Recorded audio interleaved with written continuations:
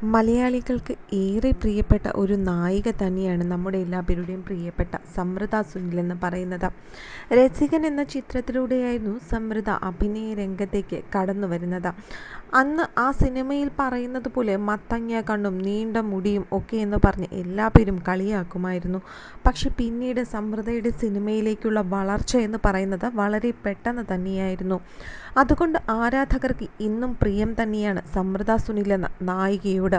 ഒരു പിടി നല്ല കഥാപാത്രങ്ങളാണ് മലയാള സിനിമയ്ക്ക് സമൃദ്ധ സമ്മാനിച്ചിട്ടുള്ളത്.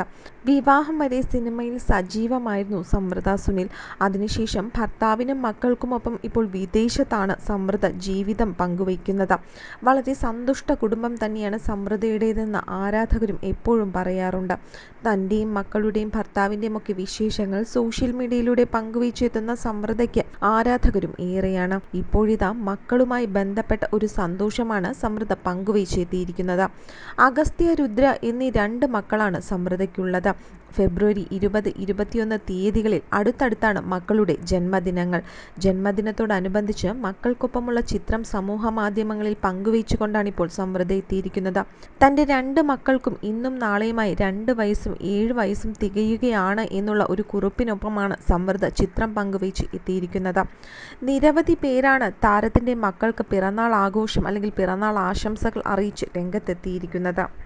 മീര നന്ദനും അതുപോലെ തന്നെ ജയസൂര്യയുടെ ഭാര്യയായ സരിത ജയസൂര്യയും ഉൾപ്പെടെ നിരവധി പേരാണ് ഈ കുഞ്ഞു മക്കൾക്ക് ആശംസകൾ അറിയിച്ച് സിനിമാ മേഖലയിൽ നിന്നു തന്നെ രംഗത്തെത്തിയിരിക്കുന്നതും. അഖിൽ രാജാണ് സമൃദ്ധയുടെ ഭർത്താവ്. 2012 അഖിൽ രാജും സമൃദ്ധയും തമ്മിൽ വിവാഹം കഴിക്കുന്നത്.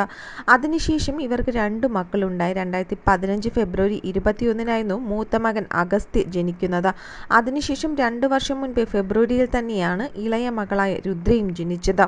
അന്നു മുതൽ അല്ലെങ്കിൽ അതിനു മുൻപേ തന്നെ സോഷ്യൽ മീഡിയയിലൂടെ തങ്ങളുടെ വിശേഷങ്ങളെല്ലാം സമൃദ്ധ പങ്കുവച്ച് എത്താറുണ്ട്. സിനിമയിലേക്ക് തിരിച്ചു വരുന്നില്ലേ എന്ന് ആരാധകർ ചോദിക്കാറുണ്ടെങ്കിലും സമൃദ്ധ അതിന് മറുപടിയൊന്നും തന്നെ പറയാറില്ലായിരുന്നു. നന്ദനത്തിൽ ആദ്യം ബാലാമണി എന്ന കഥാപാത്രത്തിനു വേണ്ടി സംവിധായകൻ സമീപിച്ചത് സമൃദ്ധയെ തന്നെയായിരുന്നു. എന്നാൽ 9ാം ക്ലാസ്സിൽ പഠിക്കുന്നത് കൊണ്ടിട്ട് തന്നെ അന്ന് ആ ക്ഷണം സമൃദ്ധ നിരസിക്കുകയായിരുന്നു. പിന്നീട് 2004 ലാൽജു സംവിധാനം ചെയ്ത രസികൻ എന്ന ചിത്രത്തിലൂടെയാണ് താരം അരങ്ങേറ്റം കുറിക്കുന്നത്. പിന്നീട് ഒരുപിടി നല്ല സിനിമകൾ അല്ലെങ്കിൽ നല്ല കഥാപാത്രങ്ങൾ മലയാളത്തിന് താരം സമ്മാനിച്ചു.